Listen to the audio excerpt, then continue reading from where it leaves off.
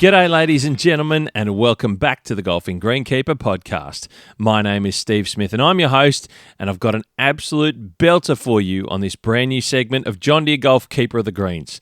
Now, John Deere Golf are wonderful partners of the podcast, as you know, and without their help, without their support, and without their partnership, these conversations would not be able to happen the way that I'm doing them, and being able to travel around. And then, like I said, this one is special.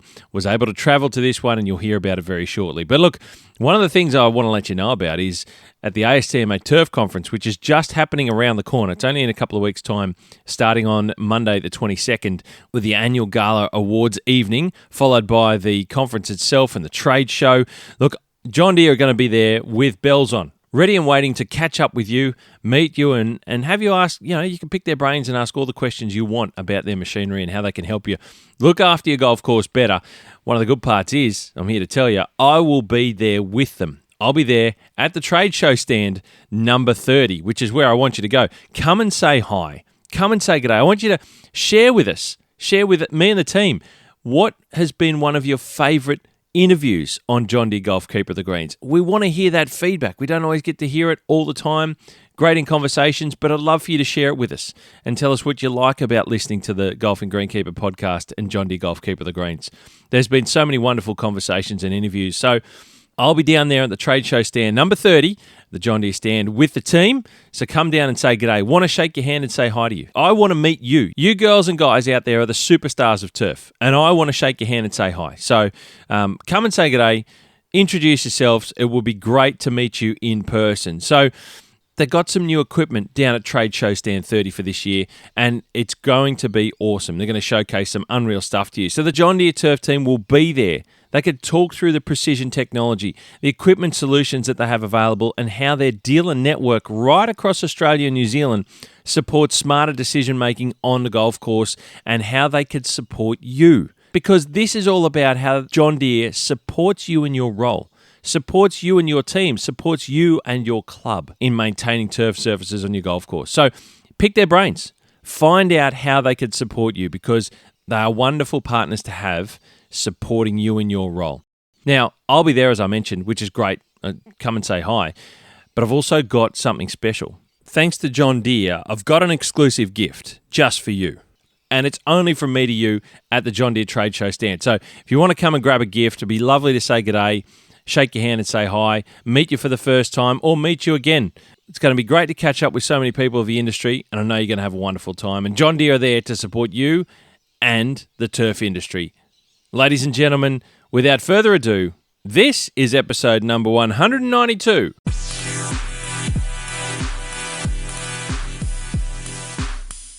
Ladies and gentlemen, it is an absolute pleasure and a privilege to be recording this segment of John Deere Golf Keeper of the Greens with you, and I've made my way to Melbourne to the famous and amazing Kingston Heath Golf Club, where I have joining me Superintendent Hayden Mead. G'day, Hayden. How are you? Good, thanks, Steve. Thanks for coming. Thank you, mate. I might just get that a little bit closer to you. There we go. I'm going to get that right. Oh, okay. There we go. Now I've got your voice. That's much better. Perfect. Now, we're in the Heath room here. This is the committee room in the clubhouse. It's a beautiful clubhouse. I've never been down this end of the club. I've only been down the other end where the pro shop is and the bar. Is that right? With the yeah, that's the lounge? Right. Yeah. That's it's a nice size clubhouse. It's got a lot of history in it. Doesn't a lot of different rooms. It's a great clubhouse. This is beautiful here. We've got are they founders? The club is correct. Right up on the wall. Yeah, a lot of the history of the clubs in this section of the clubhouse. That's an incredible space, man. This is magnificent. Thank you for joining, Hayden. I really appreciate you taking the time to do this. We're going to work through your career and talk a little bit about Kingston Heath, and every now and then I get someone on the other side of the microphone who goes, I don't often talk about my career, but we'll endeavour to get through some bits and pieces, mate. But thank you for joining in.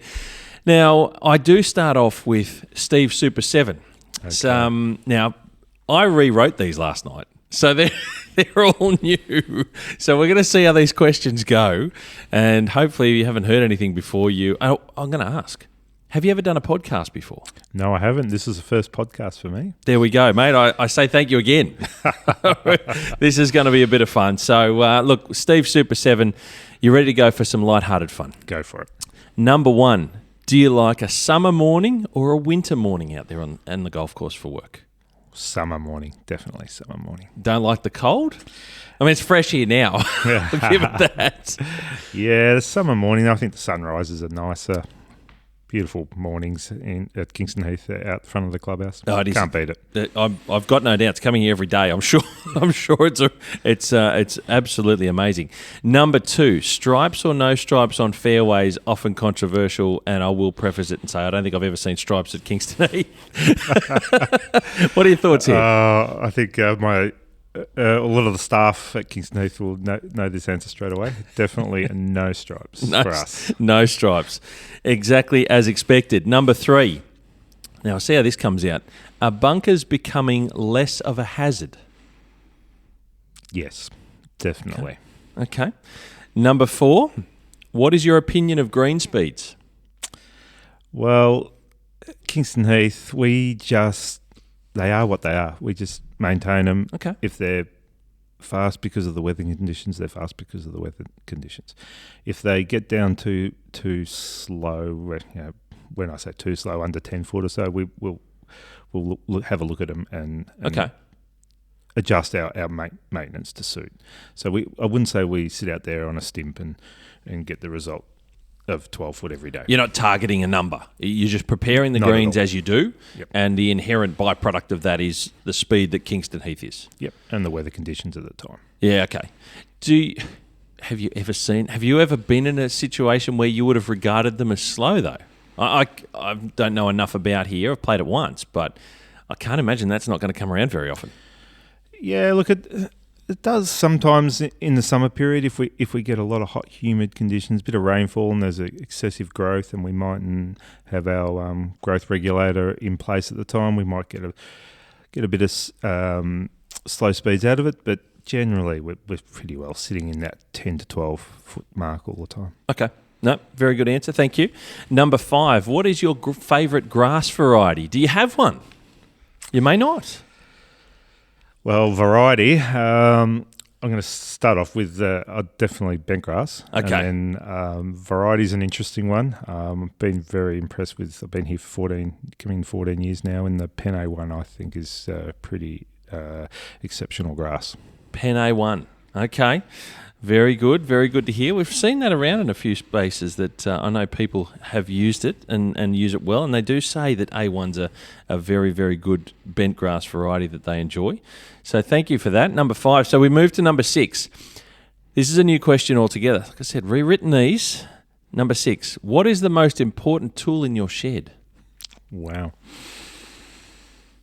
Most important tool. And I'll move away from labour and personnel because obviously they're very important, but I mean an actual physical, inanimate object that we use.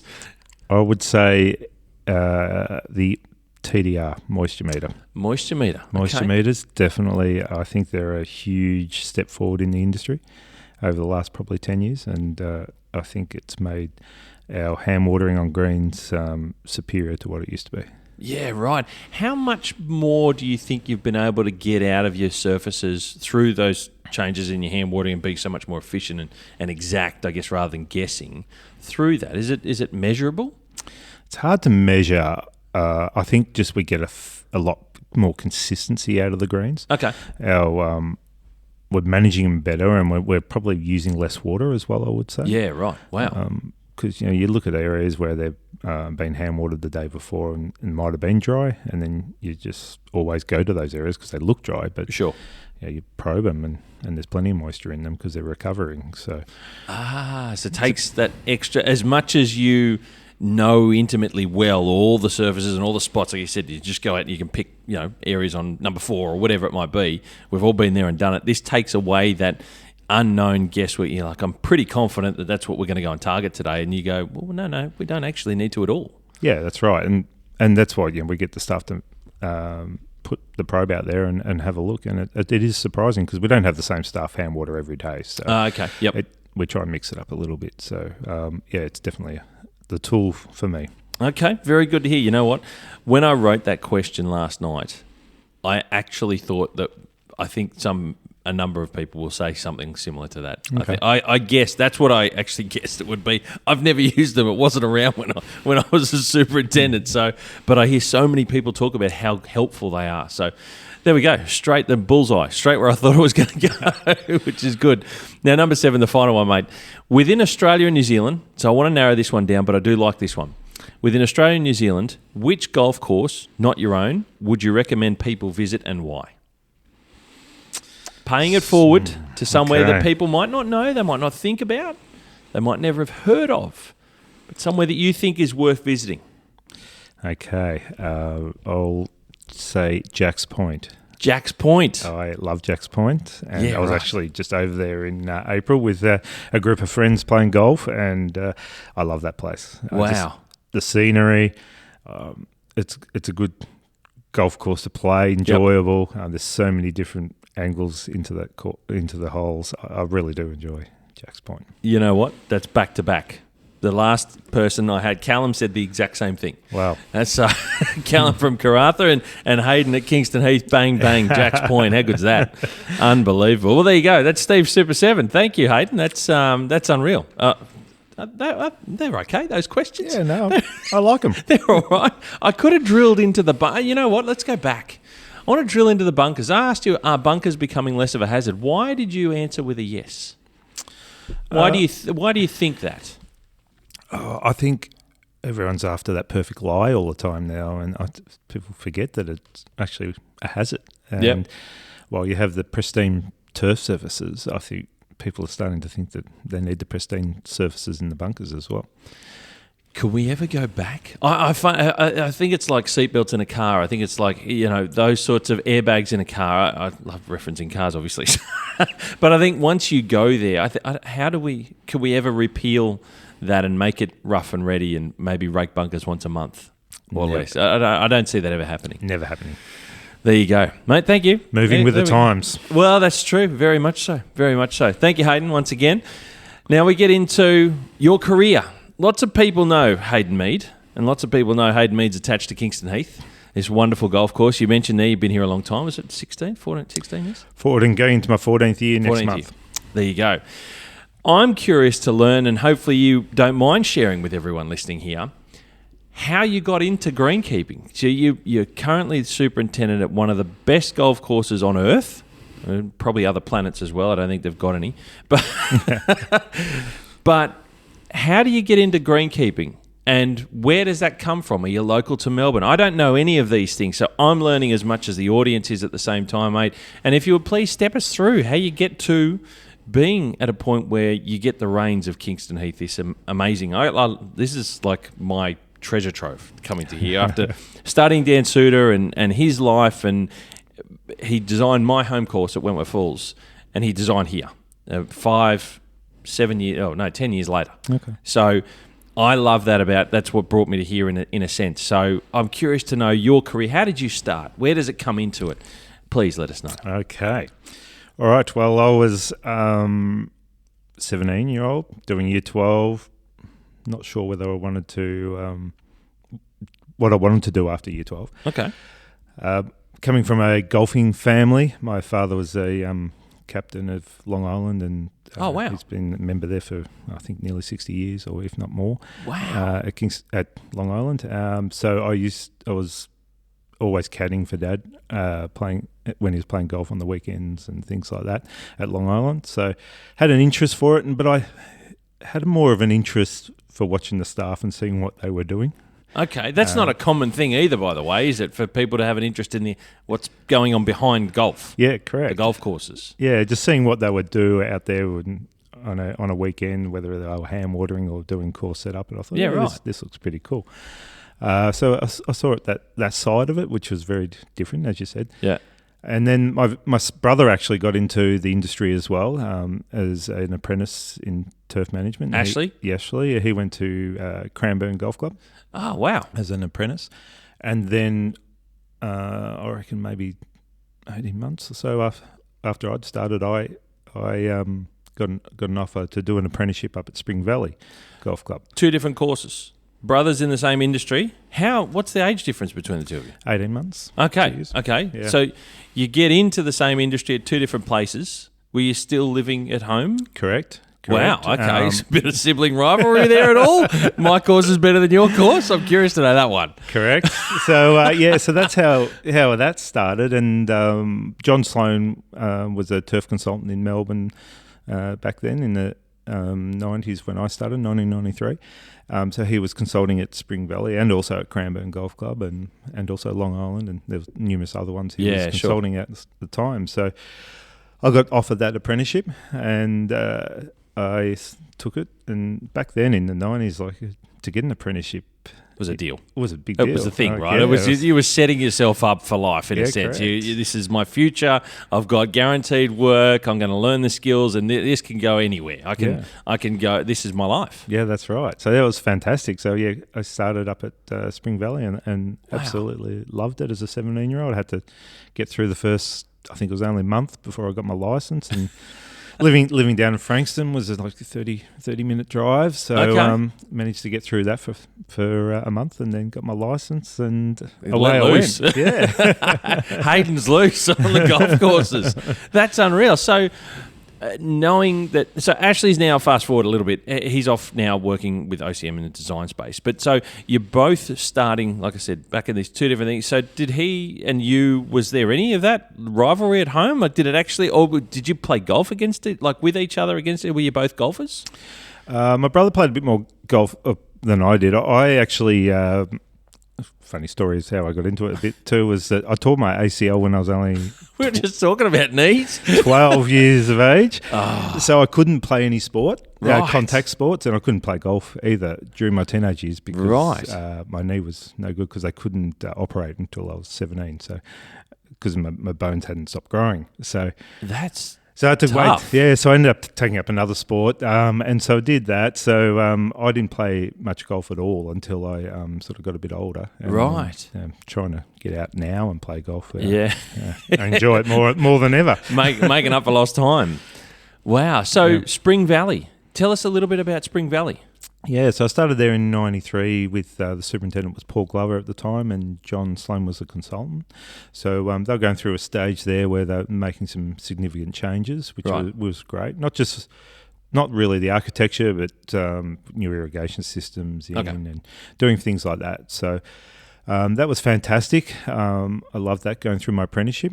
And then I finished my apprenticeship, did my diploma at TAFE under Phil Ford, and that was fantastic. So I just loved it, and I just kept going through. Were you still at Spring Valley when you did your diploma?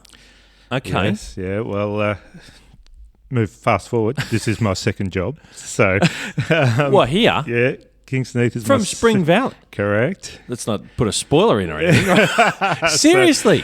So I was doing my diploma, and then I went and got my. I was offered the foreman's role. Okay, so we're ladder climbing now. You more experience, and you by now, if you've taken the idea of going in and doing your diploma, you're all in, right? There's no elsewhere for you. Your heads, your eyes, everything's down this path. Yep. See what I can wring out of this job. Correct. That's awesome. So I did got my foreman position, and then might have been a couple of years after that I got the assistant's role. So I kept moving forward, and then I was there as an assistant for quite a few years, and then got offered the superintendent's role when Paul left. So I went all the way through. So at Spring Valley, I was there 19 years. What? That's amazing. And I was the superintendent there for 8 years. Holy struth. That is an unreal journey within the one club. One club, 19 years. That is amazing. You don't hear those stories later in life, let alone at the start of. That's a really impressive run through. Obviously, you've taken those steps. Paul obviously saw what you had in you to fill the positions of foreman and then assistant, to then be in a position where the club says, well, he's moved on. We want you, Hayden. We're going to anoint you the superintendent and give you the reins. What was that like to get, if you can remember, to get those to a point where you're given the keys to Spring Valley? Because I'm going to put myself in your shoes. When I did my time as an apprentice at Wentworth Falls, I always wanted to become super. I live next door to the golf course, so that was my dream. And it never happened because the super had been there so long and he was doing a great job and the committee was happy with everything. So I was like, well, I'm not going to get this opportunity. I don't know how long I need to stay. You've gone through that process and climbed all the way up and got that role. What was that like to get the keys from start to being super? That must have been amazing. Yeah, well, it was. Yeah, 11 years or so to look at the golf course and get my ideas of what I wanted to do as well. So Yeah. As soon as I got those keys, there was plenty of things I wanted to do. Paul did a fantastic job, and John Sloan, when they were there, did a great job of lifting the quality of the course up to another level. And then, there was plenty of things I wanted to do when I started there. And then not long after, I think maybe 2 or 3 years in, we hosted our first Victorian Open. Oh, wow. And then we did 4 consecutive Vic Opens in a row, which was in January each year, which was pretty taxing. I bet. Straight out through Christmas. Yeah, so that I think put me in good stead for the position here at Kingston Heath. Well, let's not fast forward too much. I want to drill into a little bit of, to me, that is, when you're starting out young and you get that apprenticeship role, did you ever dream or did you ever think during your journey there that you were going to go somewhere else at that time? Did you ever look at anywhere else before you got the Supers role at Spring Valley? What was it like? Yeah, well, because I was but I was superintendent for 7 or 8 years there at Spring Valley. I felt like there's so much more I wanted to do as well. Wow. That's was, awesome. Yeah, it was such a progressive club at the time and still is. And there's just so many things I could see that could be done there. Yep. So I was really always motivated to keep going. Yeah, sure. And did I look around? Not really. Yeah, okay. So you were happy there. You always had a list of things you wanted to improve on. Every time you get through some of that list, you create double length of what's next. Yeah, and look, it was a great working environment there too. Everyone got along really well, and it was just a great place to work. So I didn't really look too far outside of Spring Valley. And then with hosting the Victorian Opens, they were great fun. And the final one that I was at was the first dual gender event before it went down to 13th Beach. So, oh, really? So that was really interesting to do as well. So, which we loved those Vic Opens back those days. They were good times. That's incredible. So, that is kind of against what everything I see currently in a modern climate. And I know that was a number of years ago now, right? But you went through and I don't mean to harp on it and stick to that subject of your career path through Spring Valley, but I find that so many people today really want to bounce fast and get to. There's not a lot of patience, and maybe it's a very different world, and that's what we're a byproduct of. I'm not sure, but I find people really want to go bang, bang, bang, and I'm superintendent somewhere, so I can get that gig, and then I can then bounce supers elsewhere. You were comfortable in that space. The club you had a great working relationship with the club and the committee. I'm curious, culture, team culture within a place, that's a hard thing to manage. What was that like through you going up through the team to then leading the team? Did you ever find that a challenge along the way? Is that always there? Yeah, that's a good question. It's very challenging, I think, coming through the ranks and then becoming the superintendent. Yeah. And then having to manage those people that you used to knock around with, out on the course. All of a sudden you looked at differently. Yeah, you looked at differently, and you've got to know that divide. And it is hard coming through from being there from apprentice. Obviously, there weren't as many people there. Sure. As an apprentice that went all the way through with me. So it was very different. But it is something that I found difficult at the time. Yep. Did you have to do any study or work, or because one of the things, this is what I love talking about, one of the things we don't ever get told about in greenkeeping is that if you're going to keep going, you get to a point where you're in charge, you've got to look after and manage people. All we think of is we're going to learn and worry about grass. But then you get to this point where all of a sudden the workload's very different. And it's not always what people are prepared to do. Some people love just being an assistant because they like to stick with being hands-on and looking at the. So did you do anything extra in terms of that, or did you pick things up with... How did that go for you? never did anything extra schooling wise in regards to managing people management and that sort of stuff. Yeah, look, people management is probably the hardest part of the job, definitely, regardless of where you are in the turf industry. If you're managing people, I find that more difficult than growing the grass sometimes. So, it's a difficult one, but just learnt it as I went along. As you were going along, it's just, you put things in place and learn people and personalities and work out how to manage it along the way. Correct, yeah. And we're all here and you spend so much time with each other day in, day out. You want to make sure everyone enjoys themselves as well. It's a place where you come to work, but it's also, you want to go home that you've enjoyed yourself. Yeah, absolutely. So you're a long time in the workforce. Indeed. Did you have anything during your time as superintendent at Spring Valley that you were most proud of doing, whether it's a project you completed or you said you had things that you worked through and things you wanted to change and improve on? Any of those things stand out that you were, you mentioned the Vic Open and being host of it, but anything in particular on the golf course itself, the way you maintain the greens differently and you got a little bit more out of them, or I don't know, I'm just throwing it out there. Might be nothing. Yeah, probably the green surfaces. I think we really pride ourselves on the green surfaces back at Spring Valley and trying to get them as more sandbelt-like as we could. Okay. Obviously, with lower staff numbers, it's more difficult to hand water all the time and the likes. But that was probably one of the main things we were able to do, is push the greens as far as we could with firmness and good quality ball roll. Yeah, okay. And then that sort of then went into the Vic Opens and having great feedback during that period of time. So that lifted the level of the course and the club to then get to the hosting the Vic Open. Had they ever done anything like that before? I don't know.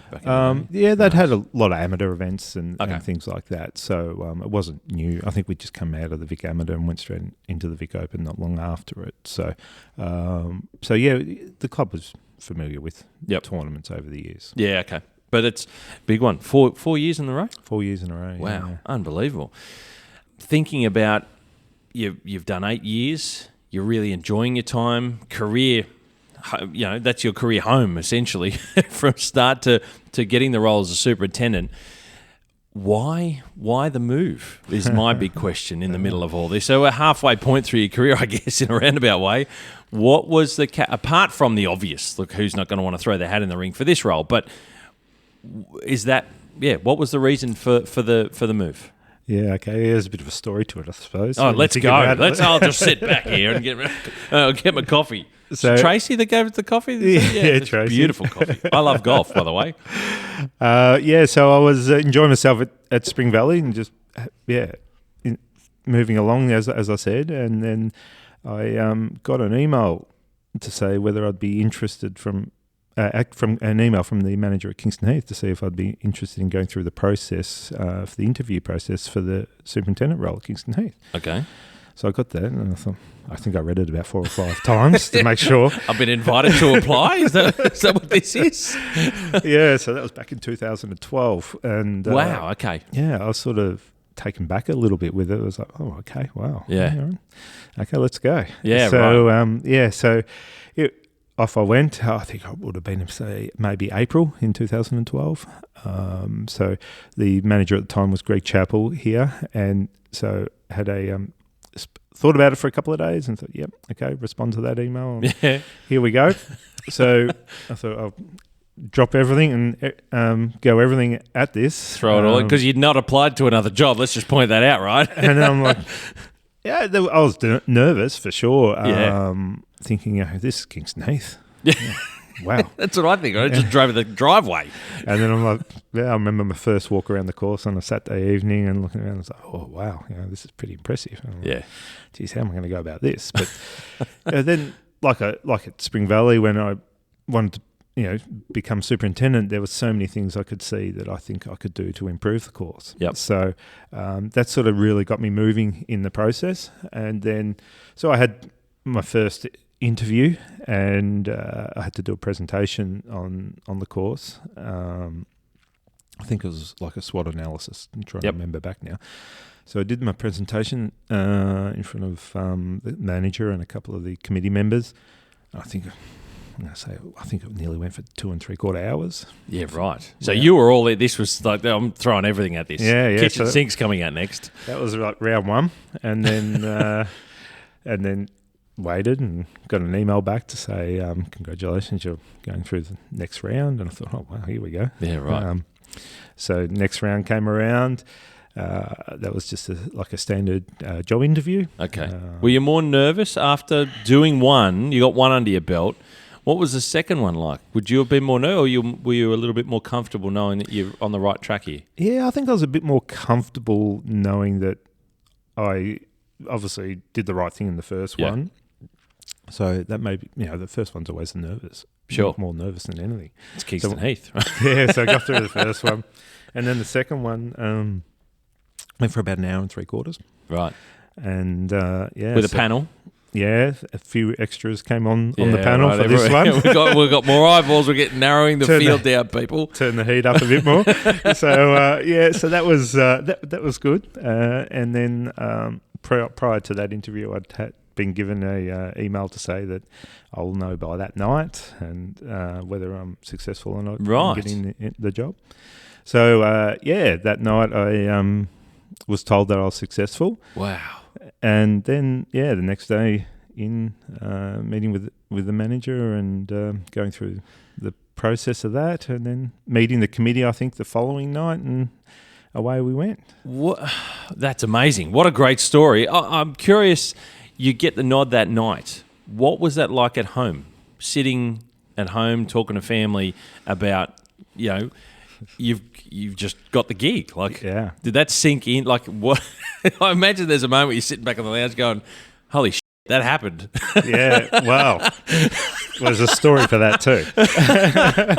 Here we go. We're all about stories. Yeah, so I think it was like 9 o'clock at night and we hadn't heard. My wife and I were sitting there. I had a young family at the time. Haven't heard. So, oh well. Yep. So we're sitting there, and then it must have been about 9 o'clock, I think. And then I get a knock on the door. Who's knocking on the door at 9 o'clock at night? Yeah. And it was Greg, the manager. So he came to my house, bottle of champagne and the letter of offer, and here we go. What? That is amazing. Now So that is a way to get a job. Yeah, it's an amazing story, and that's incredible. You never forget it. It was Greg was an amazing manager at the time. That is go through all that and sat down. We had a cup of coffee and had a chat. And that is amazing. What? That is the full stop. I reckon that's the best hands down story I've ever heard of anyone getting a gig, and like how you got it delivered to you. That says a lot. Yeah, right. It does. If I sit there and dissect that little story that through randomly asking you what it was going to be like, hearing that at home, that says a lot about the club to me. Correct. For the manager of the club to come down to knock on your door at that time of the night with a bottle of champagne and say, "Congratulations, you've got the gig. We want, you're the man that we've decided, that the club's decided want to have let's sit down and celebrate." Yeah. And that oozes everything that I think about this club just from that 30-second story. Yeah, that's right. That's incredible. To me, that's a big deal. Yeah. Yeah. It carries a lot of weight for me, and hey, you're the one with the job. Yeah, well, I tell people that story, and that's incredible. It's incredible, yeah. To look back on it and think, who does that? I just pack up now and go home. That's just podcast. That's as good as it's going to get, people. To be honest, though, after an hour, the second interview, I needed something a bit stiffer than a champagne, I tell you. Oh wow, I could sit on that for ages. That is absolutely amazing. Congratulations. That alone is going to make people think a lot about the club, a lot about what the role is that you've got as superintendent of the golf course, what it means to the club. That's the other thing. I have been and fortunately travelled to a lot of golf clubs, and I've grown up around a lot of regional clubs where I was. I don't know. There's very few clubs that I could probably say on one hand that shows what it means to them at such a high level for the role of a superintendent or course manager. And that's the best story I've ever heard. I'm going to keep talking about that. But that shows what the role of a superintendent means to Kingston Heath as well. Yeah. That's the other side of that story too. Not just what the club is and what how the club conduct themselves, but also the value that they put on the role of the person that's looking after that golf course. Yeah. That says a lot. Yeah, it does. It was amazing at the time just to look back on it, and I continue to look back on it and think, geez, yeah, wow, that was full on. Do you remember the brand of champagne? No. No, I don't. I tell you what, though, after each interview, I had a thumping headache. It was just like it completely droned me. So so I started. Yeah, so that happened in April, May, and then I'd had a golf trip booked in with a group of other superintendents to go tour around some courses in Scotland and England. So I ended up doing that. I finished at Spring Valley, and then went on the trip. It came back. I think I arrived back in Australia on June 27, and I started at June 28 here. And then late November, we had the Australian Masters, the 2012 Australian Masters. Goodness. So I hit the ground running. That is extreme. I'd say probably sprinting more than running. And they're straight into it.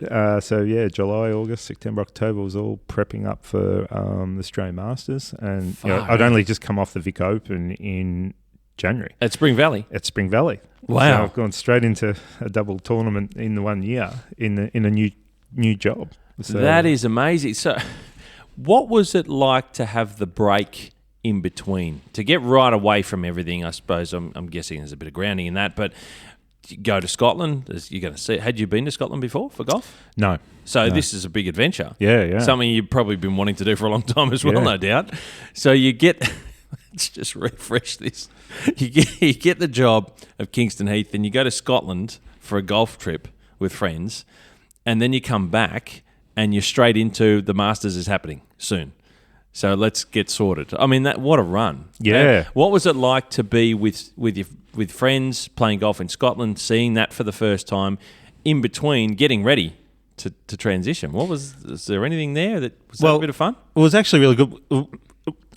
They are my friends, but they were all course superintendents. Yeah. So. Oh yeah, that's right. You said that. So we went on a study. It was more of a study tour as well. We played a few rounds of golf, but we visited all the Heathland courses in England and up Scotland and all the links courses as well. So it was actually when I look back on it, it was really good because you're sitting in a car traveling around course to course, and we're all talking turf. It was probably a really good grounding for me getting set to jump into a new role. And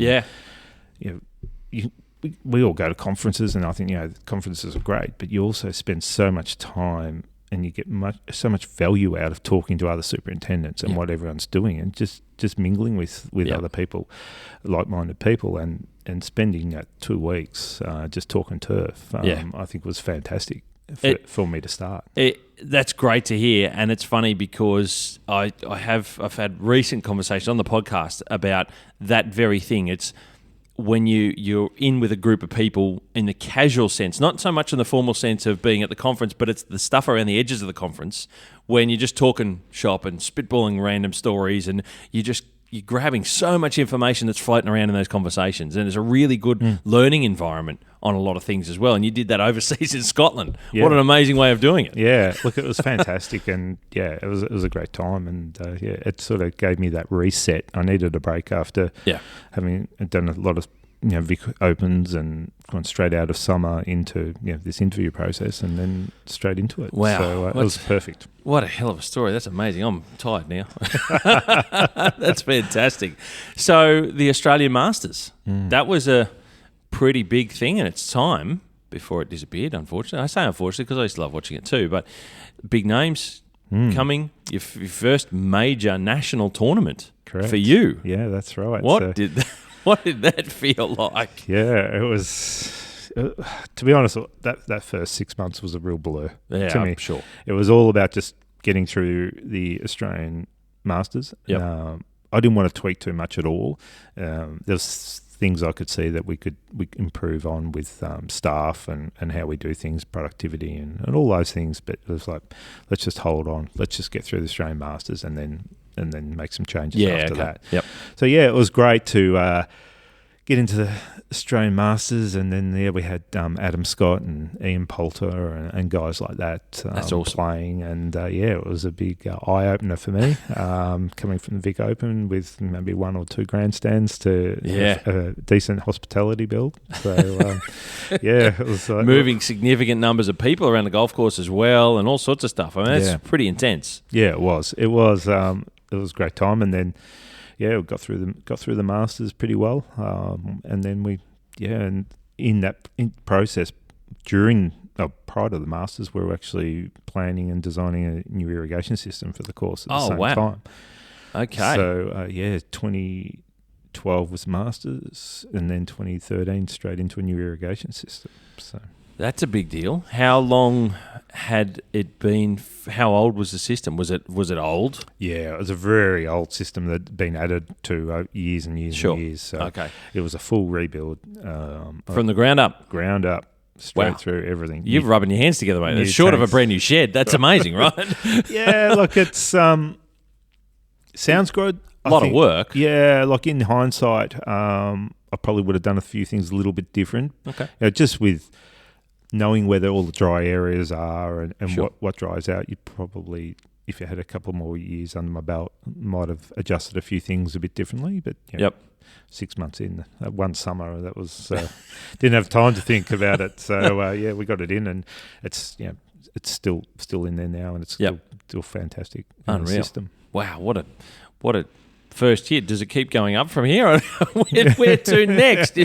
So what sort of things are you able then? Okay, so the dust settles after doing the Masters. You go straight into an irrigation system, and are you then starting now to tweak things on the golf course and the things that you talked about that you saw when you first walked in a sense, to look at those things? Yeah, with a critical eye. Yeah, so course wise, we started to tweak a few things on how we were managing the greens and doing things like that, just attention to detail things that I thought we could improve on, and then productivity, just how we changed all the staff hours around a little bit, and just tried to work around the golf a bit better. So that those sort of things was a good time to restart after the Masters and go for it. That's very, very impressive. So what year is it? 2013 by now? Yeah, so into 2013, we're doing the irrigation system, which started in May, then went all the way through till December of that year. So, that was busy times, putting the system in and trying to get greens back online, ready to go for. So no doubt then there's teething problems of ironing all the kinks out essentially to try and get it right.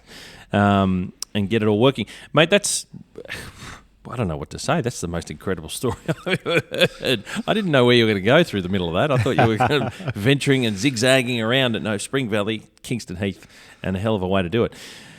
For everyone involved that's listening, and we're all invested now in this conversation, mate, after hearing that story, we're here at Kingston Heath. I'd like you to tell us a little bit about the golf course site. So a lot of people know that it's an amazing site.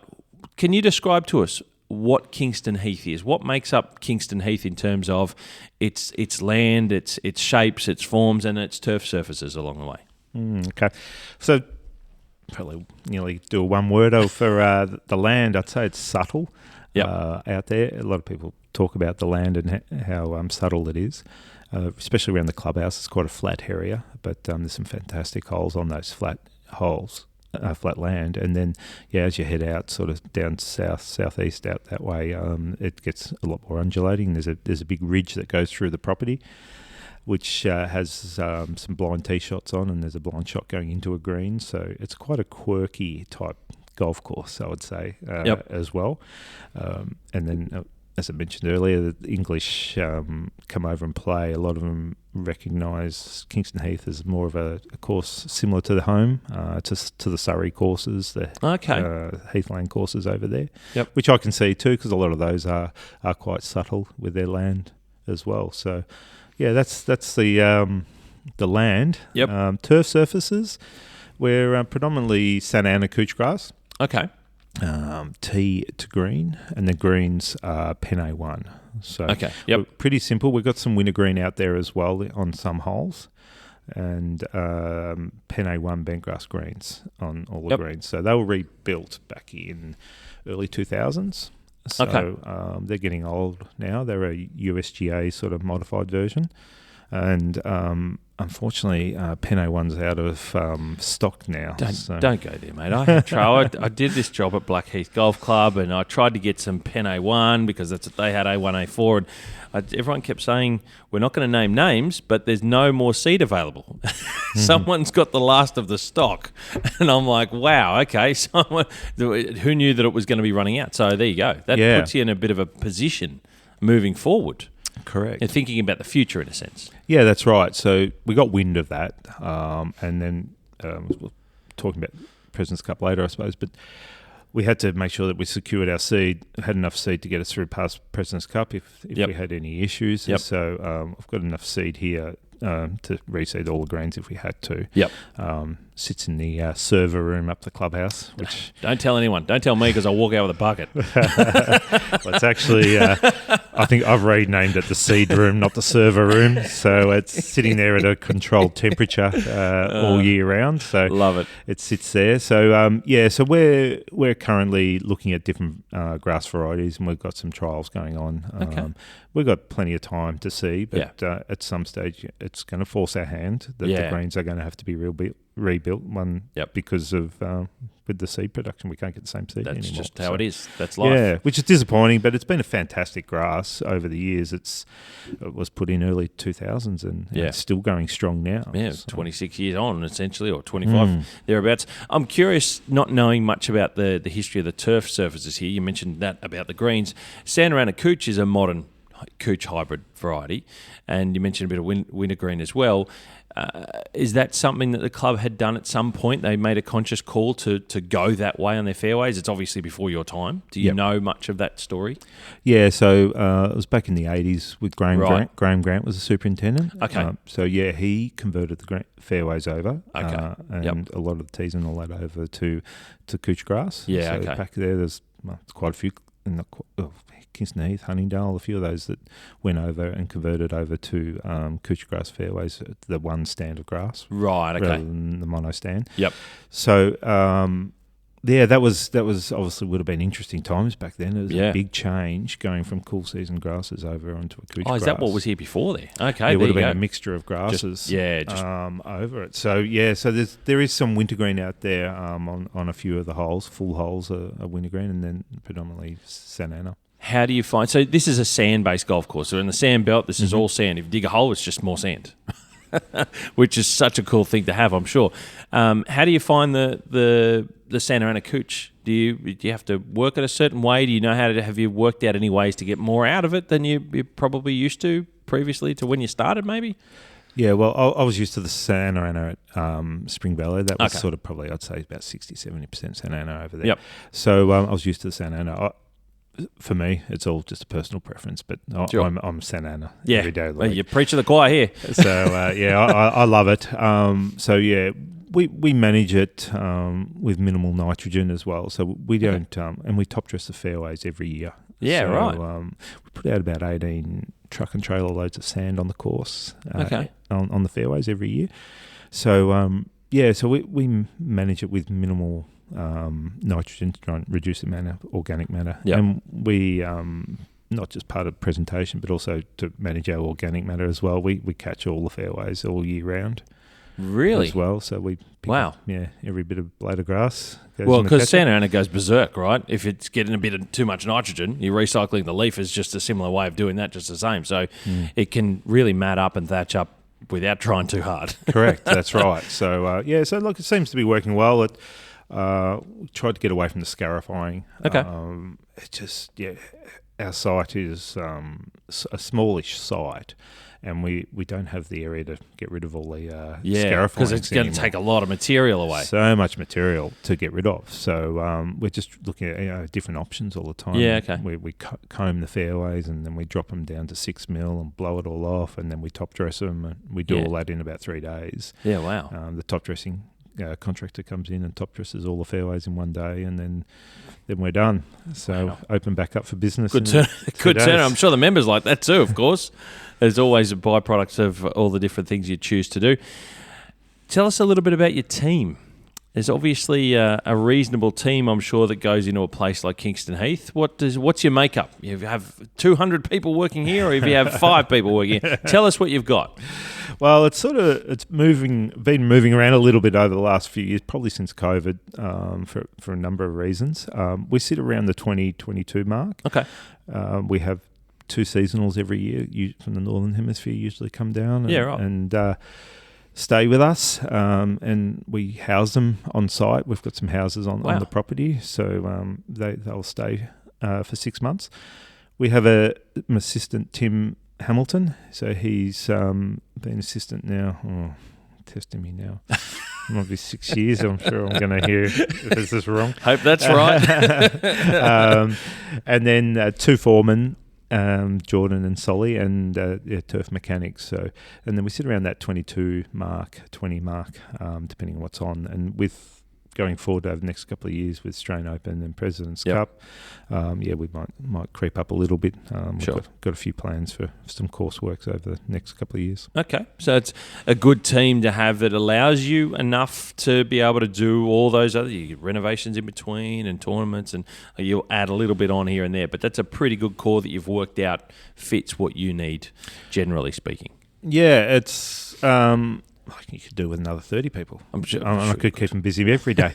Since we built the Furrows in Par 3 course in 2022-23, we've added a couple of staff to that as well. Okay. So they don't work just on the Furrows, but it's part of the maintenance program in the morning is doing the Heath course, and then we go out onto the Furrows and set that up as well. Okay. Has that added much to your workload apart from needing a little bit more, by way of staff you mentioned, but was it a bit more that you needed to worry about, or it wasn't too bad to absorb that in, knowing that it was coming online and preparing for it? Now that sort of it's grown in and it's sort of looking after itself, it's getting easier. Okay. It's Par 3 course, 9 holes, putting green. So there's 10 greens, another 10 greens on the site. I suppose I never thought of that. Yeah, you're right.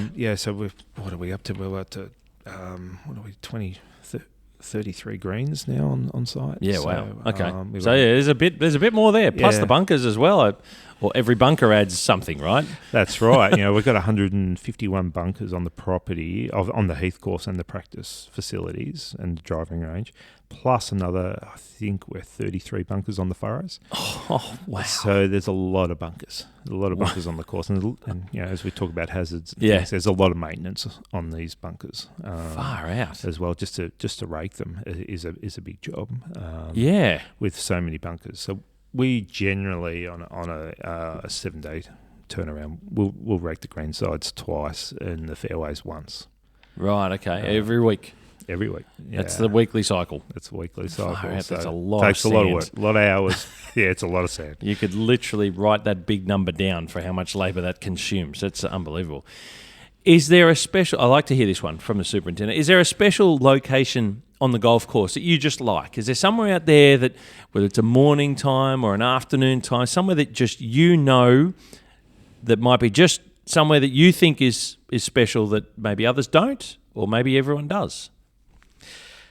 Yeah, I think everyone knows this one, but it's the 6th fairway out the front of the clubhouse in the morning when that sun comes over the top of your head and lights up the clubhouse. Wow! As it gets over the sun, the clubhouse points to an easterly direction. So when that sun comes up over the trees and lights up the clubhouse, it's a pretty impressive spot. Wow, that's unreal. I don't know. Yeah, there you go. That's awesome because it's straight east, isn't it? Correct. Because I've seen photos of the 10th hole, which is a similar direction where it just lights that, but this is about lighting up the clubhouse as it rises. Correct. That's unreal. Yeah, six is a pretty impressive spot. That's awesome. Most people that listen to this won't know what the 6 is because every tournament it plays in a different layout. But talk about that. That's another story. It is a different story, and it's one of the unique things about this golf course that I've often struggled. Maybe we go there now. No, we'll go there later. Let me write it down. We'll remember to go there when we get down later on, because that's an interesting thing that I don't think any other golf course can do. that I've ever visited anyway. But Kingston Heath, the thing that I want to touch on is a bit of history here. We talked a little bit about it before, but Kingston Heath it's got an amazing rich history, which we started where we are in the clubhouse, in both Australian golf and greenkeeping. The course was designed by Dan Suter, which I mentioned to you before we hit record. It was constructed by Mick Morcombe in a deal that the club did with Royal Melbourne. The bunkering was done by Alistair McKenzie, not the entire golf course, just the bunkering scheme was done originally by McKenzie. When Suter got punted and they got wind that McKenzie was coming, they went and got McKenzie over to do that. The courses was maintained and evolved thereafter by Vern Morcombe, which is Mick's son. I mean, there's incredible lineage of amazing names at the start of all this. Does that history have a bearing on how you go about maintaining the golf course in a way at all? I don't know how else to frame that question apart from that, because I've been fortunate enough to play it once, thankfully, and I've walked around it a few times, but it just feels historic. And I don't know if there's a way that you can maintain it to keep that feel. I don't know if you know what I mean. Yeah. Is there anything there? I don't know. Yeah, look, I know what you mean. When you look back on the history, and you always get reminded of the history too, and not purposely. It's just because it's such an amazing history of the place. It's always in the back of your mind, and you always, regardless of what you're doing, it might be only so minor. You're always thinking about not affecting that history. Yeah. Well, even to touch on the grass, like the green surface. You're talking about the greens. See, then I didn't know that that's something that is going to come up. Like, that's a historic question in itself, right? Even though the greens were done in the 2000s, there's still history in how that's going to feel. What's it going to look like? Correct. All those thoughts and feels. And you do that every day to maintain it. Yeah, and like you talk about the greens, it's a huge decision that the club has to make, and the construction method of those greens too is another really big decision. And we're very, very fortunate that we've got the par 3 course, and we're using that as an area to trial different grasses and construction method. We've got a different construction method out there to what's on the Heath course, and we've got a variety of different bend grasses that we're using out there now, and we're testing them with the modern technology and collecting data off them now. Yeah, right. So we've got 4 or 5 years of data collection that we can do before we can sort of make an informed decision on what we think's the best grass going forward for the club. There's a lot of like I said, I could just go off on a tangent and start quoting the castle here, but there's a feel about, you know what I mean? Like, I know you know what that is, and I don't know how to describe it, but you look at the vegetation, which is a very big key to it's in the name, right? There's a lot of things. I remember seeing the names that were being thrown around when they first thought about what they were going to call this place when they moved here from Elstonwick, and there's so much inherent components that go into what it is today that people experience, what the members are buying into essentially and are custodians of. Yeah. But you're the custodian of that land, which has that historic feel. Do you have to pass that feeling on to your team when you get new staff members? I assume anyone in golf knows the history of Kingston Heath, but you get people that come here that are seasonal workers and even locals that are starting a trade as a greenkeeper here. I don't know, but do you have to teach them some of that? Do they not know what that is? Yeah, some people do. A lot of the people with golfing backgrounds that come on and work on the team have that understanding of the rich history and all about the club. But there's some new people and apprentices and that may not know if they haven't got a full golfing background. So I think you start to understand it very quickly and the history of the club and how important our roles are to maintain that history over years. Yep. No, it's look, you could bottle it up and pass it on to every golf club. It's incredible. How does it feel being one of only a small number of people who have been granted the opportunity to lead the maintenance team caring for the property?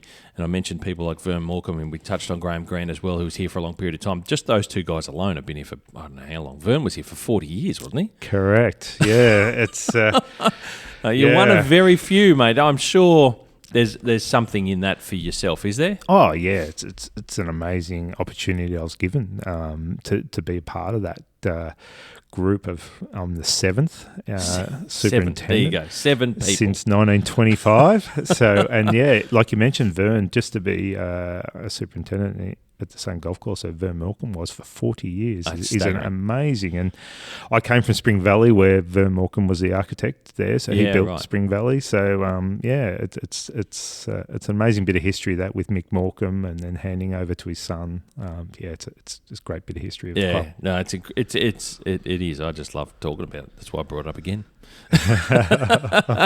Now, something that we touched on that we were chatting about before we hit record here was that I've read a number of times, and I even said it when I left playing here for the one and only time that I've played it, is that people often describe this golf course as the best flat golf course in the world, which you had a bit of a wry smile when I told you that. What do you take from a comment like that? Do you see anything in that, what they're saying, or what even I thought afterwards? Or you disagree with it? What are your thoughts from that? Yeah, I'm not sure about flat golf course. Like, you look at courses like the old course, St Andrews. Yeah, good point. That's flat. Good point. I wouldn't say Kingston Heath's overly flat. Okay. But yeah, there are a few holes. There's a few holes around the clubhouse that are flat. You probably, any course, or links courses, especially in Scotland, are probably all of them, majority of them are flat. But then, you do get some in the dunes, but Kingston Heath, there's that ridge that I spoke about that goes through the property, going from east, west, west, east, and a lot of the holes are playing over the top of that ridge, and so that makes the course, I think, feel a lot more undulating than what it really is. Because you have a semi-blind tee shot, is it 9? And 17's a big. 17's a good uphill. Like, it's just, I like that. That's just awesome. Well, the ridge runs through those greens. It sits there.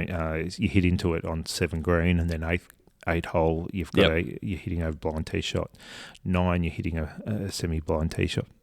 So you're through there, and then 16's a blind tee shot. Yeah, that's right. As well, and then 17, you've got a blind tee shot, blind shot into the green. Yep. So, which is quite quirky in itself. It's really odd, that one. Have a blind shot going into a green, and we've got a 10.5-foot flagstick there with no bunkers, and it's fantastic. It's a shot different. You don't get, right? Correct. It's funny because when I left here, I thought the same thing, but I think.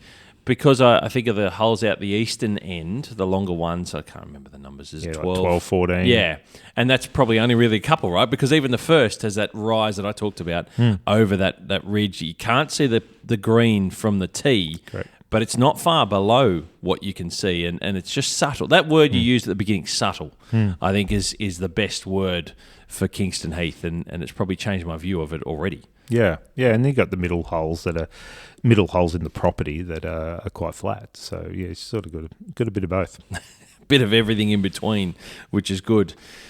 Now, Kingston Heath is the host. We fast forward to today, like we've just recently been announced as officially. We had the big hoo-ha for the media about being the host of this year's Men's Australian Open later on the year in December.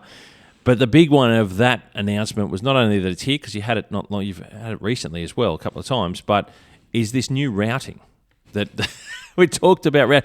Okay, I'm going to pull up a beef here this frustrates me, mate, and I'd like you to explain it because you're the best person to do so.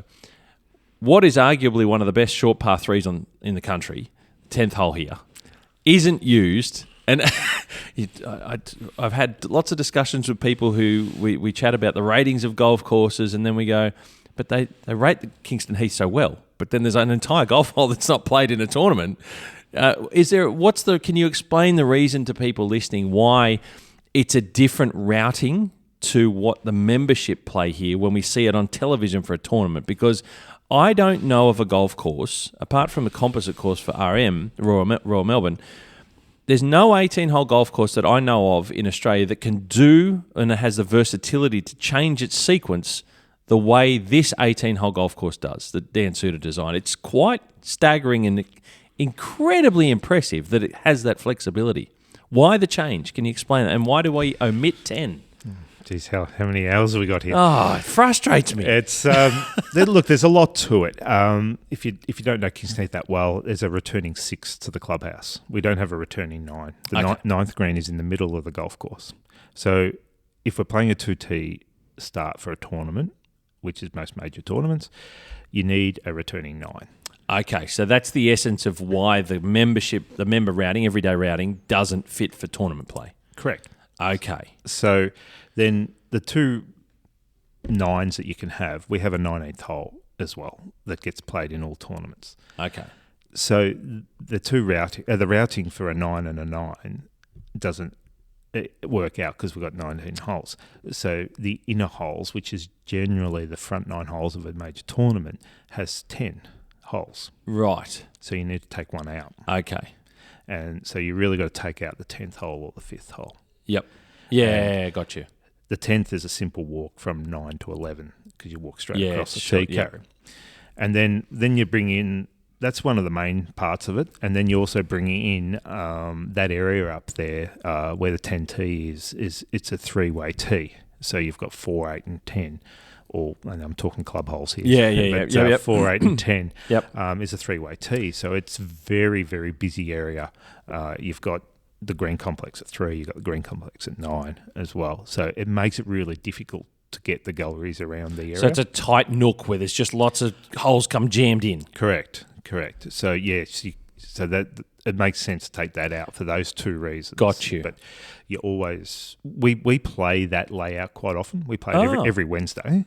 For men's comp, and then we play it on if we've got a 9-hole event like a twilight or something. We'll play the inner, and we call it the inner and outer. Okay. So the outer is the outside holes around the property, which is 1, 19, 12 to 18.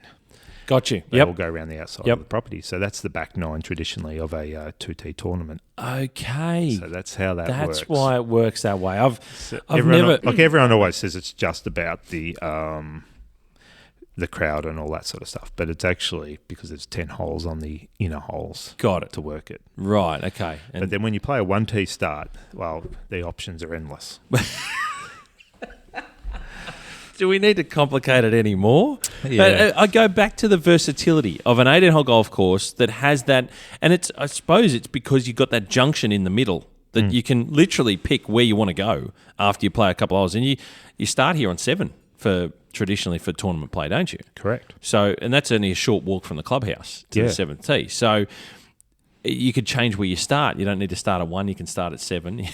It's just it's actually quite amazing that the jigsaw puzzle can function in so many different ways. And I go back to, and this is the beauty of, because I'm a Dan Suter fan, so I'm going to talk it up, but that's why I love the golf course so much, because not knowing that was ever part of the process to design the golf course in that way to function initially, but it's a byproduct of what we have is this extremely versatile 18 holes that can have a number of different routings for any different reason. Well, that's right. And this event, the Australian Open this year, will be the 3rd different routing I've been involved in for a tournament. Really? So we had the World Cup in 2016, which was just a 1T start that we just played the traditional course layout, except for the 10th hole was out of play for that one. And then, this one's going to be the same as the President's Cup. And just when we presented, when we pitched for the event for the President's Cup, I was fortunate enough to be involved in that. And we set out 8 different layouts for the PGA Tour to look at. And we sat down and went through it for hours on end with the PGA Tour. And we sort of settled on a routing. And then 12 months later, we moved from the 8th routing to the 9th routing, and that's what you'll see. That's what you'll see for this year is the 9th option. So we had so many different options to play around with, and with this one option is quite. I think it's the best option that we've come across, right? Because I think it also has a lot of the club holes in a row. Yeah. Okay. So there might be in groupings. But we have 1, 2, 1, 19, 2, 3 all together. And then we have 8, 9, 11 to 18 together. So 4, 5, 6s together. So we have a good combination of club holes that are all together, which hopefully will be familiar to most people. Traditionally, it finishes on 16, 17, 14, 15, 16, 17, 18 for a tournament. Is that right? Traditionally? For a traditionally tournament 2D start, we finish on 18. Yes. 18 is 18. 18 is 18. Yeah. So 12 to 18 has always been the way it runs club home. holes. Yes. Yep. So with this one, you're going to finish 4, 5, 6. Correct. Which is going to open up some interesting challenge on the way home, because I don't think we've seen those 3 to finish a tournament before. Well, have we? Not in my time, but I think it was the 2008 Women's Australian Open was played, as we call it, the inner and outer. They played the outer holes, so 1, 9, 12 to 18 as the front 9. The front 9, yep. And then the back 9 was the inner holes. The inner holes. So they did play that 4, 5, 6 as a finishing back in 2008 when Kari Webb won. Right, okay. So it's going to be a fantastic atmosphere because there's so many green complexes all around the clubhouse. 16, 17, 18 are all very close together. Yeah. 14. It's not down the far end. What's that, the southern end? No. Where 16 is, right? Correct. So it's all going to be here. It's all condensed up around the clubhouse. So Club 18 is going to be tournament 14. That'd be a great atmosphere for Australian Open and then President's Cup as well, getting close to the finishing holes. So the last hour and a half of golf is going to be all here. Correct. All condensed right here. That's going to be intense. It will be intense, but also the beauty of it is that the adjoining holes to those holes are predominantly the front few holes. So all the play will be finished. They'll be empty. So they'll be able to move the traffic around as well. So that's I've got no doubt that's part of the thinking, is the first hole will be empty when they're coming up 18, being 6. For the tournament, and then that converts to the President's Cup as well, because they often finish around 17 or 16 as well. So that's all here in this. Correct.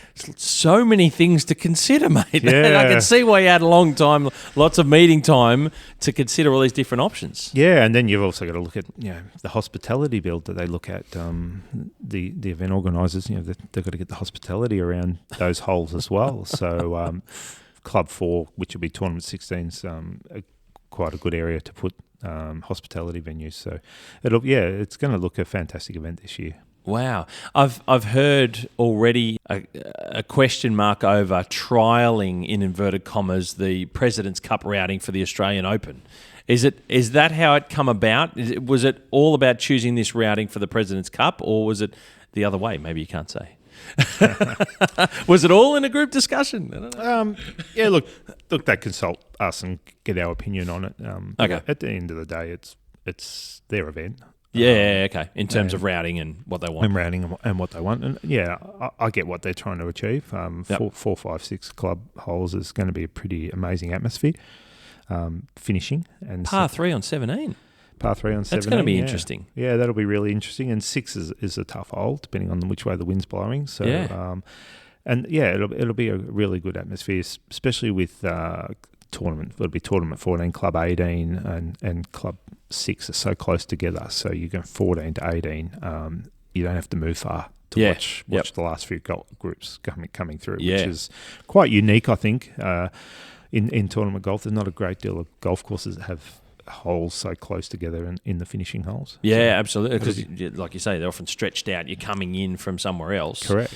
In the traditional out and in concept, you're coming in from elsewhere. It's going to be exciting. It will be very interesting indeed. I'm glad you're able to explain that to us, because, I didn't really know what to think about any of that concept, and let alone, what did you say, 9 different routings you talked about. That's...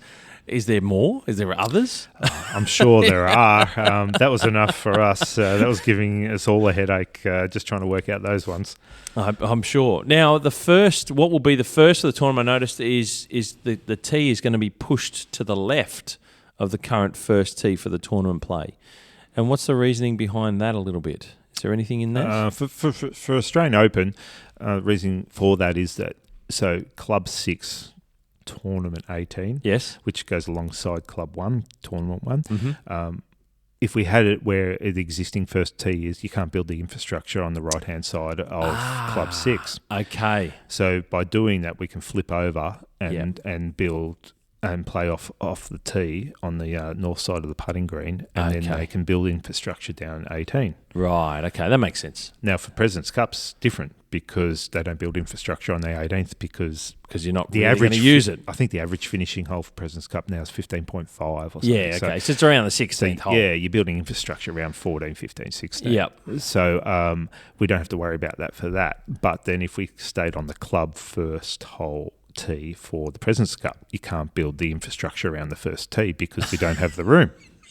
What a jigsaw puzzle. So people wouldn't know that these are the conversations you got to have for tournaments. They just go, well, this is the golf course routing and we're going to play these holes, so we just plunk it there. correct. So flipping the tee over from the south side of the putting green to the north side of the putting green gives you the opportunity to build some sort of stadium or seating around the first tee for both events. Yeah, wow. So, there's a bit goes into it. That's amazing. Did you, for what will be the Australian Open first tee, did you have to build something out there? Yeah. Am I allowed to ask that question? Yeah. So back in 24 Australian Open, we highlighted some bunkers that were holding some water after we had all the storms. That week we had some horrendous weather in the week of the tournament. On the Pro-Am day, we had 65 mil in the afternoon. Flooded the place. Insane. So come Thursday morning, we highlighted the bunkers that were holding water. And then we earmarked all those bunkers to either redrain them or repair any of the drainage that wasn't working in those, the ones that had drainage. Yep.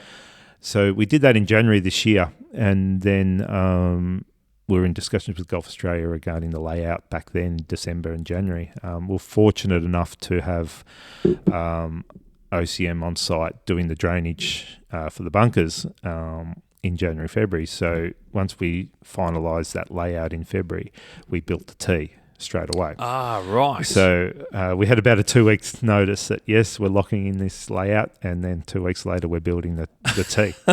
So that was, Johnny on the spot. He's bang, correct. bang. It was already... We were fortunate that the PGA Tour were on site at the time in January because they had a visit over here looking at the course. So we were able to lock in what their requirements were for the President's Cup tee. Yep. So we built to suit that. And then, got it seeded, and we've actually seeded it with Pen A1, so it's a part of the putting green. So they'll be teeing off on a green. Don't tell too many club members that. Correct. It's President's Cup will be okay. There's only 24 maximum golfers, but hopefully the Australian Open will hold up on the 150. That's something that I'll be watching closely, mate, now that we know that detail. That's amazing. How exciting is it for yourself and the team to have the Australian Open this year, standalone men's, and leading into 2 years' time, the President's Cup? What's that being like, knowing that they're there? It's exciting. Even taking it back even further, you come out of COVID and we've built the Par 3 Furrows golf course and then gone straight into the 22 Australian Open. Yep. With we were the co-host with the combined. Yeah, with Victoria Golf Club, and then 24 we've done the Australian Open as the host. So that was the first combined one, wasn't Correct, it? in 22. A trial in a sense that for 3 years they ran it. But you guys were doing it for the first crack. Yeah, and then we didn't have a great deal of notice then because we're coming out of COVID. And, trying to get the event up and going again, and then 24 was the same again. We didn't have much notice, so it's quite exciting. And then you get into 26, and we've had a big notice, which has been great. And as we get through each event, we're just finding the work involved to get it back up to that tournament level is getting less and less. Sure. A lot of it's like bunker tongue repair work and things like that. And each time and bunker work is getting less and less, which is great. So, it's really exciting for the team. You go through highs and lows with in prep for the tournament. I think once the infrastructure starts coming in, that's when sort of everyone finds that extra gear and can see it all starting to showcase the course. No, that's it's I'm sure it's exciting for everyone to consider that it's ahead. Is it a double-edged sword sometimes having a tournament? I don't think I've ever asked anyone because I've never worked at one apart from doing the recent thing that I did, the little project that I did, but I imagine for the club it's a double-edged sword. It'd be amazing for a member to see their course on TV hosting the national tournament or the President's Cup, which is an international tournament, but then at the same time they lose a little bit of golf time probably, or there's some other things out there. There's wear and tear on the golf course. We've seen it with other tournaments like Live, for example. Is it a double-edged sword having a tournament? I've never asked that question, and I don't want it to be a double-edged sword. I don't know what I'm looking for there. No, I wouldn't say it's a double-edged sword. There's positives and negatives out of every tournament. There is a bit of wear and tear afterwards, but generally it's not on the playing surfaces. Okay. And when you think about the week of a tournament, there's less golf getting played than a normal member week. Yeah, sure. I suppose you're right. Yeah, that's right. There's Never thought of that. Hardly any. So like the turf surfaces are probably, besides the walkways and things like that. Yeah. And there's a lot less tee damage, divots and things like that. So, they might take a bigger divot on a tee, but there's a lot less of them. So, I don't see that on the turf side of it. But there is damage there's always damage. There's always going to be something. They've got to pull stands down and do all Correct. that. So there are things where they funnel traffic and a bit of wear and tear in that sense. It bounces back so quick. Okay. Good bit of weather in the summer period over Christmas, and before you know it, it bounces back really quick. I'm going to ask a question about whether you'll tell me if you want to answer it or not. It's probably another one. We touched on the combined men's and women's tournament. Mm-hmm. You had it twice. Mm-hmm. And the last time we had it was a little bit of commentary from some of the professionals, and I'll call that Cam Smith because I'm a big fan of Cam's. You had a load of rain. I'm going to call it for what it is. You had buckets of rainfall beforehand. I played 8 weeks before the tournament. That's when I played with James, a member here. Fortunately, he was able to take me around as his guest, which I was incredibly grateful for. But so close to the tournament was an amazing experience for me to see what it was like leading into. And then you had stacks of rain beforehand, and then we get this commentary of like a bit of a backhand to say that the courses. Let's go away from the commentary. What was it like preparing the golf course for having men and women together? Well, this is the absolute truth out of this, and this is this. It was disappointing that commentary, but we'll talk about that in a minute if you like. But we had the greens exactly where we wanted them, and we were planning on having those greens as firm as we possibly could. Yep. So that was the plan all along. Only 10 days before it, we had them right where we needed them. They were perfect. They were firm, and we could have dried them out even more. And they were good coverage. We were right in the right spot. And then, we got a little bit of rain on the Monday, Tuesday, and then it just all hell broke loose on the Wednesday. We ended up, I think we got rain on the Sunday night as well.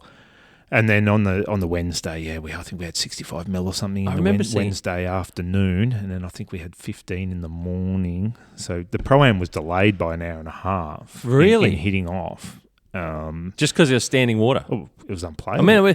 I saw videos of water just streaming across the surface of that rainfall on that Wednesday.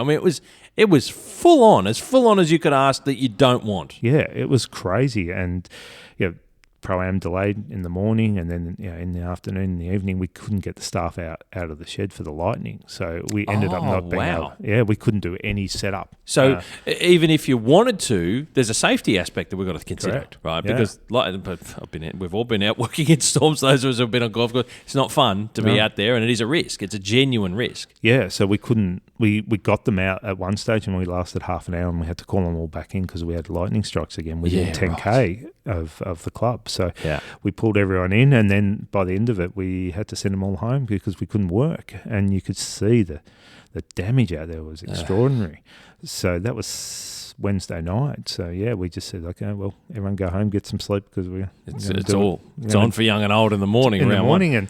And Stephen, the superintendent at Victoria, we were on the phone to each other all the time, and like, how bad are you? And he unfortunately copped it even harder than what we did. Really? So I think he had 75. So that's about 15 minutes drive-ish away. Not even that. Yeah. As a crow flies, you're talking a couple of kilometres. Yeah. So it wasn't far at all. So we were in a world of hurt, and looking at it Wednesday night, it's like, geez, can we get this playable? And that was that would have been a genuine thought, right? Yeah. Those conversations would have been flying. Oh yeah, backwards and forwards with tournament directors, and it's not just us, but it's Vic over there too. And he had knee deep water on the 10th hole, and they're pumping away, and so it was an interesting tournament, 48 hours I'd say, and then Thursday morning we were into it at like, I don't know, I can't remember what time it was, 3:30 or 4 a.m. in the morning, and we had 40 people in the bunkers. 40 people trying to get bunkers ready. Yeah, we couldn't cut fairways because we just didn't have the staff. surprisingly, this place drained so well that we could have cut the whole property after all that rain, but we just needed 40 people in those bunkers just to get the bunkers in play for the tournament. Far out. So you were that close to not being able to do enough work for the tournament, really, in a sense. You just... It was interesting because we had 55 staff on that week. And it was always been enough, but I've never come across a hurricane like we did. So is 55 enough? Yeah, it is. But for that day, if you need a storm, for that I one could have done moment. with another 50 people. Yeah. And we had great support from other clubs as well, offering assistance. But you couldn't deal with any more people because we didn't know what we were going to have to face at 3:30 in the morning on Thursday. And that's the other thing. So you're waiting to make decisions on what you need to do. You've got to assess it. You've got to wait for it to stop first. Yeah. And knowing that golf is going to go ahead, then you've got to throw everyone in a priority. I can't imagine the meetings that you must have had within your team to get what you could get right and making those decisions on the fly. Yeah. There's a lot in there. And we couldn't get out there Wednesday night to assess it because there's lightning bolts everywhere. Wow. So I just remember on. one part, I can't remember how much money we spent, but we sent the ute down to Bunnings and just loaded up with shovels and rakes. Far out. And away we went Thursday morning. And go for it. It was amazing when the sun came up and we were like, geez, this is doable. So that's incredible. Yeah. So that was the extent and the way that actually transpired for round one. It was intense, and I want people to understand how bad it was. It was really incredible. So then we get the commentary about preparing the golf course. Well, yeah, the commentary was actually on the Wednesday afternoon. Okay. Before the storm. Well, but you had some rain. It was delayed for an hour and a half that morning. And okay. I think the commentary was actually while the storms were on. Yeah. But anyway. Okay. That sort of thing doesn't help, but it did. So there was no concern with nothing different for setting up for men and women to play together. No. Because I think that's one of the things it's lingered on a little bit. If we look back at history, lots of people will go, oh, yeah, it sort of didn't really work. But from your perspective, you're the one doing it with the team. Yep. There was nothing you weren't doing anything different. No. You were preparing the golf course to the best you can. Correct. That was 24. Definitely in 22, the first one, we were very tentative. We all were, whether it was us at Kingston Heath, Victoria, the tournament directors on how it was going to work and how it was going to play. Okay. So, definitely we were mindful of that, and we didn't want to push it too hard, but then it rained anyway. So that threw that out the door. We were clegging greens at Kingston Heath, and then my assistant Tim was clegging over at Victoria as well during the tournament at night, just to make sure we were all around the same line with firmness on the Thursday, Friday. And then I think we'd rained anyway at some stage, so that stopped that. Right. So it didn't matter anyway. Yep. But definitely in 24, we were all systems go to have some firm surfaces to really pull out of it what you could get the most out of the golf course. Correct. So there you go. That was just something I was just curious to know what that was like, doing it for both. But it sounds like it was just like a regular tournament. Correct. For what you were doing, which is very good. Thank you for sharing, because I didn't know if you were going to be able to go there. Now, one of the things it's celebrated here, and Kingston Heath has a wonderful and celebrated palette of native vegetation that it's in the name, Kingston Heath. You talked about it being similar to some of the heathland courses over in the UK. What's involved in retaining and maintaining some of that native vegetation? And it goes back to a little bit of the history, I guess. It's what the name is in the golf club. I think if you don't think about it, you could probably balls it up altogether. Is probably where I'm wondering. How much thought goes into maintaining the out of play areas that you've got here? Yeah, a lot. And they're not just out of play. They're very in play as well. Vouch for that. Yeah, it's amazing to think back in 1925, or when they opened in 25, so it would have been 23 when they moved out here and started building. And I'm not sure what year exactly the date was named for the club, but to name it Kingston Heath back then is amazing in itself, just to highlight the vegetation on the property back in 1925. 100 years ago. Yeah, it's amazing. So it takes a lot of work. Definitely doesn't just look after itself. Doesn't happen by itself. So we got one full-time, Jackie. She does an amazing job looking after the vegetation, and tea carries are probably the main ones that we focus on. So Jackie just looks after the heathland indigenous areas, and then all the tree work and all that sort of stuff's done in-house with our team, and then any major climbing work, any climbing work's done by contractors. So Jackie looks after all the heathland areas and plantings and all that sort of stuff. And is there, I assume you've got a plan of how the cycle of where work needs to go, much like turf surfaces? Is that a similar thing with the vegetation areas of a cycle through? Do you do ecological burns on this site like other golf courses do as well? Is it all part of it? Yeah, so we've done a lot of carries. I think we've rebuilt like 11 tea carries with heathland and vegetation in the last 14 years. Wow, okay. So we've done a lot of those, and it's amazing the site. I'm coming from even Spring Valley where it was a sandy site too. This is sandier, but the vegetation that germinates is amazing. Self-germinating here all the time, especially in the tea carries. Even the plants that we plant, and you can give it a couple of years and they're seeding and germinating themselves. So wow. It's an amazing bit of property for those heathland areas. Very, very interesting and very impressive that you've got to think about it to make sure that you retain that. I'm sure there's a lot in the membership owning that part of its identity as well, because it's an identity part of the golf course. That's right, and the Heath flower is one of the club logos. Yeah, so it's important to us, and we do have a vegetation plan, but we've had to sort of put that on hold at the moment with the amount of tournaments. We don't want to go ripping up a tea carry and have it exposed for the tournament. So, and especially with these two tournaments coming up, we're going to have big numbers of galleries walking through the property.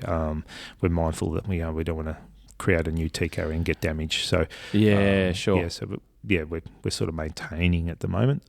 Keep a bit of strength and resilience in those areas instead of giving them something that people are going to walk. And that's the byproduct of a golf course in some extent. But interesting, mate.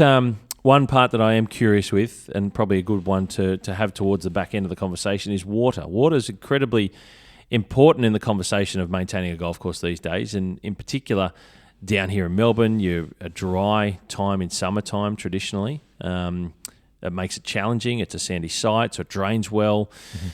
There's Dingley's recycled water scheme or something that's coming down this way. If I'm not from Victoria, so I'm jumping on the hop of what I can remember.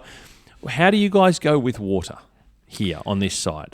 Maybe you can or can't talk about it. I'm not sure, but what's your water source? How does it work for you guys? How does it function? Yeah, so with our irrigation system we installed in 2013, we installed two separate systems, which is pretty well the norm these days. We've got a system for the greens, so pretty well we say we've got two systems. We've got one system for the bent grass and one system for the couch grass. Oh, okay. Yep. So we have storage tanks, and then we purely come out of the storage tanks onto the course. So our water source is bore water. Okay. So we have a really good flow of bore water. We've got really good quality bore water. We're very fortunate here. And then you look back on the history and was that luck back in 1923? They could have picked anywhere, right? And you've got a site that's got good bore water. I don't know how well they could bore for water back in the 1920s, but it's amazing to be able to find a site like this. And we're so close to even Capital Golf Club, which is only a couple of 100 metres as the crow flies over the corner, and their bore water is not that good. So wow, it's amazing. That's the incredible. whole bore water system under the ground is amazing. So we have bore water there, but we've also, as you mentioned, the Dingley recycled water schemes coming up through, and there's going to be a lot of recycled water coming up through to the clubs that have bought into the project. Right. Okay. We've bought into that project. As well. So we'll be hopefully will be coming on next year. Wow. And then recycled water will be coming on. So we'll use that with the bore water. Okay. On the couch grass only, because we've got the two separate systems. We can manage and treat our bore water and just go out on the greens if we like. Gotcha. And then our recycle can be shanded with the bore water and go out onto the couch grass. Okay. So, we've got a couple of options there. So, but again, flexibility. All these Correct. things are important, incredibly important. Yeah, that's right. Well, drought-proofing the golf course is the main aim. And that's a big deal for ongoing water use. And in fact, I love, it's tertiary treatment essentially of water, to be able to use it through turf. After it's already been recycled, it's going to be recycled for a third time or fourth time, whatever it's up to. What class? Do you know what class it'll be? Yeah, it's Class A. So, Okay. So it's good. Okay. So it's good quality recycled water. It's coming Good out. quality recycled water. If you could say that. So yeah, that'll be great for the club, and it's not for now. It's probably longer term down the track. Yeah. That it's securing another water source. Interesting that I call it interesting because I think you would, if I'm not mistaken, would you be one of very few courses that don't have a dam to store water that I can think of? Yeah, Of some type. probably would be. Yeah, I only just thought of that then. You mentioned tanks. You didn't mention dam because I think of all the other ones that I've seen. They've all upgraded their dam storage sites in some way, shape or form. Yeah, that's a. Has that ever been a handbrake with the storage tanks? No, because we've got such good flow coming out of the ground. We Okay. can produce about 22 litres a second Yeah, right. of water coming out of the ground. The dams hasn't really been required for us. Yeah, right. I have 5 tanks, and then they're 1 meg each. So we're right, 5 okay. megs. So So you the got- big decent tanks. Yeah, so you got 5 meg to play with in terms of a balance and not having it.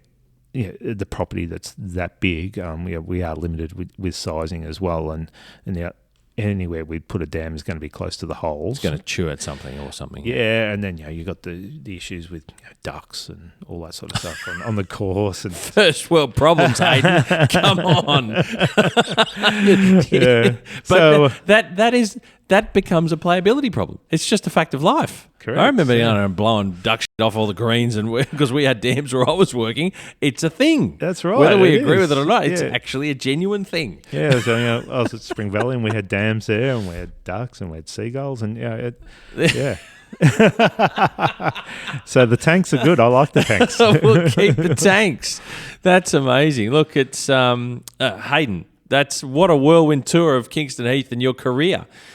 We come to the end. I've got no more questions. Nothing else that I can think of at the moment. I'll probably think of it when I get home. But Hayden Mead, Superintendent Kingston Heath, thank you so much for that journey and insight into all things Kingston Heath, its history, tournament life, maintenance, your career, your journey from... You've only got 2 parts of your journey, Yeah, I know. but they're long parts, and only the 7th person to be leading the team for the custodians of the golf course here at Kingston Heath, mate. Thank you so much for coming on Keeper of the Greens. I really appreciate you taking the time and giving us all this incredible insight and information, and along with your career, mate. And congratulations to your career and everything that you do here. I just sit back and look at what you've done, what you continue to do, and what you lead is quite incredible from where I sit, and I love to talk about it. I'm very appreciative that you've been able to share it with us, mate. So thank you so much. No problem, Steve. Glad to do it. Thank you.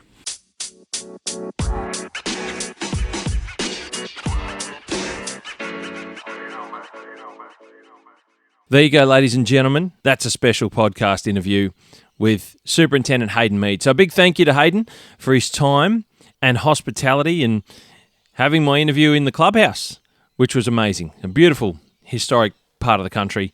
And I hope you really enjoyed it. And it was really something special to be able to bring to you, getting down there into Kingston Heath and talking with Hayden about his wonderful career and the golf course and the golf club and its history. Look, there's going to be lots of clickables in the show notes, so you can click on different things that were talked about and mentioned in the podcast, which is always a great thing to do.